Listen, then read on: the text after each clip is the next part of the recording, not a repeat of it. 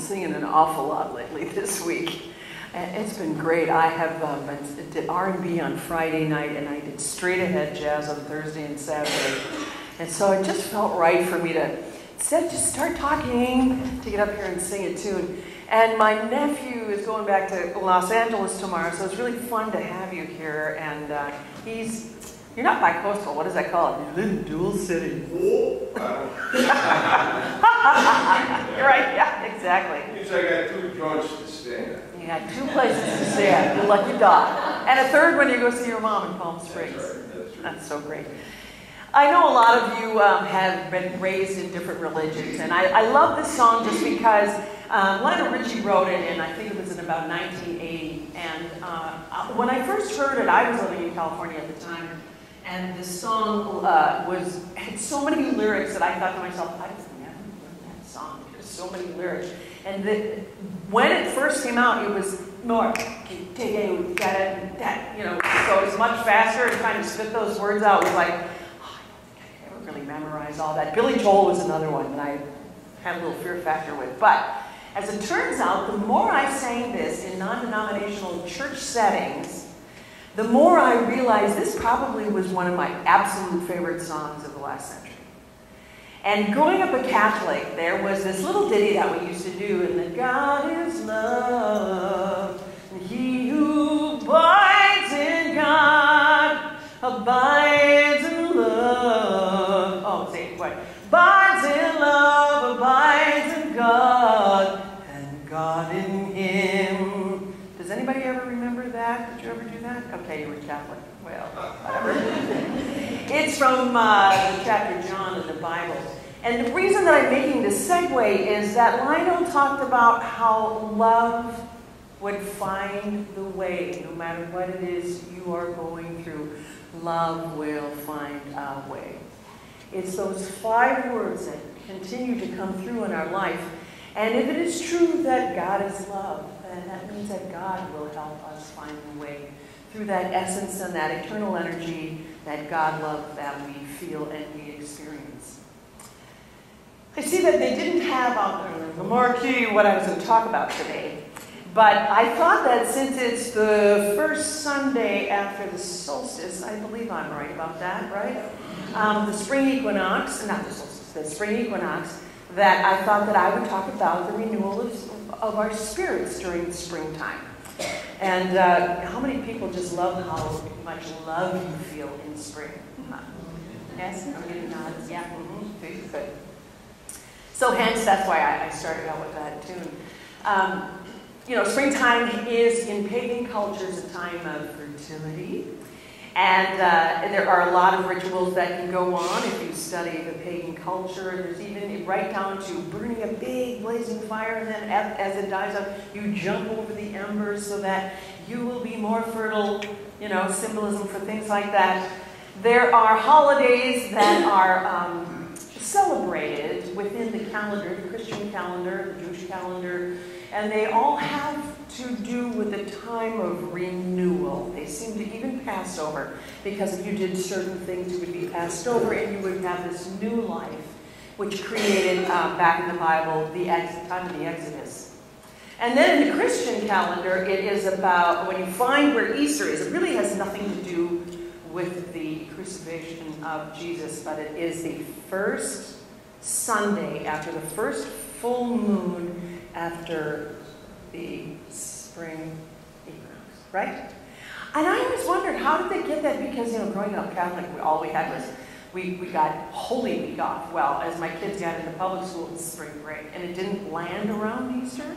So I thought to myself, now how do they find that date for Easter? And it wasn't just now that I learned it, preparing for this talk. It was a few years ago, and I thought, how interesting that we choose to stay so divided, because there are so many things that we draw upon, no matter what we were raised in our beliefs, that actually we're all saying the same darn thing. This is a time of growth, maybe fertility for some people, but it is about creating fertile ground for birthing new ideas. And I know when I was here right before the first of the year, I talked about the fact that There are a couple of times in the year that you really have great energy that follows you. One of those times is your birthday, and the other time is the first of the year. But after I did some reading, I realized this is a very, very essential time to birth those ideas that live inside of you. I have been a great believer of integrated medicine, which I call alternative medicine. And when I was on CCO, I was on at night, and so I had a lot of great authors on, and it was really my college for spirituality and alternative medicine. And it was so fun for me to learn, because at that point in my life, I was really getting turned on to it because I had one of my kids that was really sick. And alternative medicine helped get him out of over-antibiotic use and chronic ear infections, and I became a believer. I became like that Mother Nature commercial. You remember? It's not nice to fool Mother Nature. When I realized how sick my kid was being kept through the antibiotic use. Well, anyway, that whole alternative medicine thing plays into this seasonal thing that we're going through right now, because if you are a follower at all of Chinese medicine, how many people know anything or get acupuncture or heard about? Okay, so you've heard about the different elements within Chinese medicine. It really, really is true that there are seasons and appropriate seasons for our bodies. We react to them just like the seasons and the birds and different things like that. So I thought what I would talk about is how this really is a crucial time of renewal and rebirth because of where it comes in the Chinese calendar. This has to go back, though, to fall, which is the beginning of the year in Chinese medicine. Fall is the time when you've harvested and you have all of the fruits of your labor, and you are in a place where you are enjoying that, but you're getting prepared for winter. Winter is the time in the calendar where you go within and you think about all of the things that you would like to try to create in your life. It's darker, there's more time for talking. Even in the tribal traditions, they would tell more stories during the winter because they had more ample time to sit around the fire. And in Chinese medicine, it is important to do that because when spring does come, and all of the rituals of spring and the getting out there and working on your yard and all of this rebirth that we see in the eggs and the bunny rabbits and all of this symbolism, there also is this rebirth that can happen within us as well. And so if you take the winter months and you actually clearly and consciously start to talk to yourself and write down what it is you would like to try to clearly manifest as the year progresses, that's what brings us from winter into spring. Now, you might wonder, well, what do the other seasons mean? Roughly, summer is this time of joy and manifestation of the ideas that you were springing forward with. Joy in the summer. And then there's a late summer phase where you're starting to reap the benefits of the fruits of your labor. And then, as I said, into the fall, which is in the beginning. So there's 5 seasons. And I always come with a bunch of papers, and I never use them. Let's see. I can get a little more clear for you here. Let's see.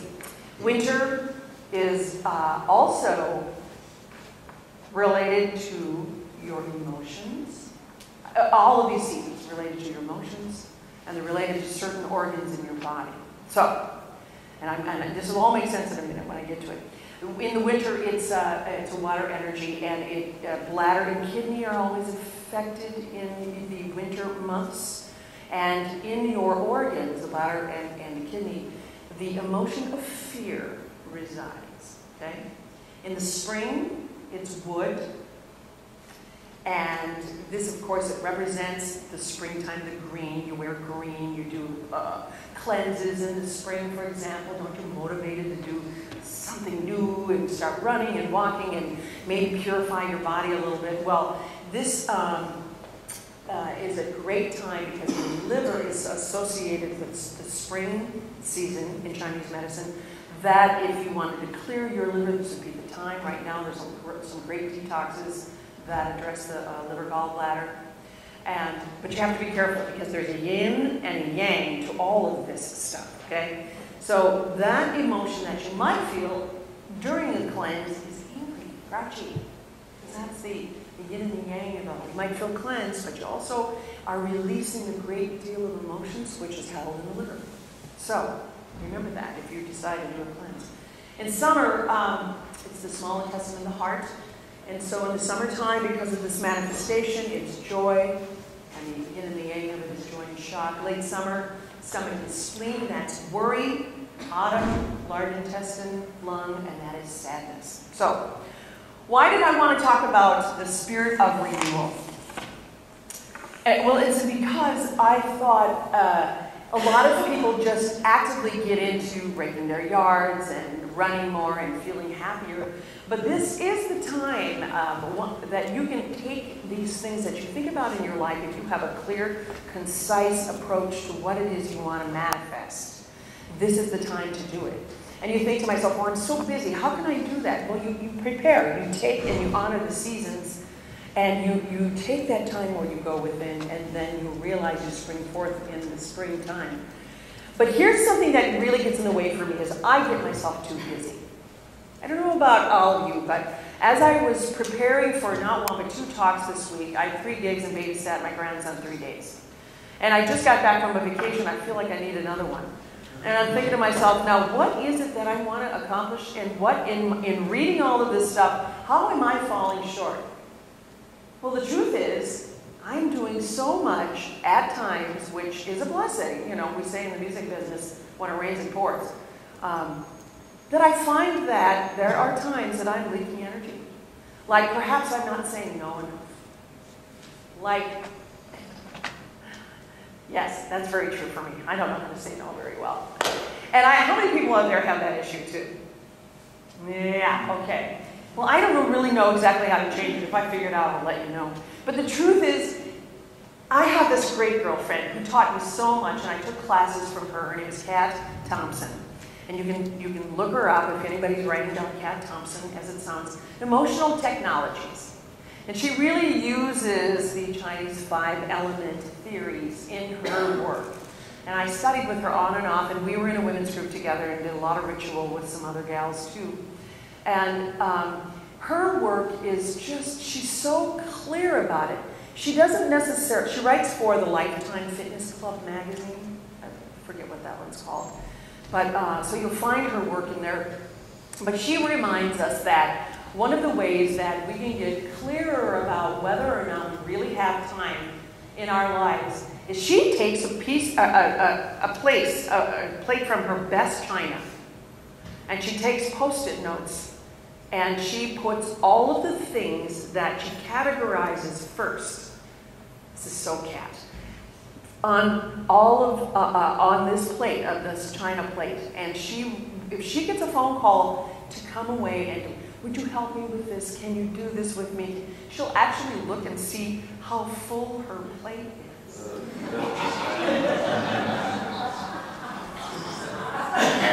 Whether or not she's got the time to help out. And I thought, you know what? I have loved this woman's work for so long. She got to be the kind of person where I would literally, if I needed to go talk to somebody, she'd be the person because she brought in so much of integrative medicine and Chinese medicine and 5-element theory that she became like an emotional guru for me about 10 years ago. But how perfect is that? It made me, when I was studying, recognize, again, what it's like for me in my life.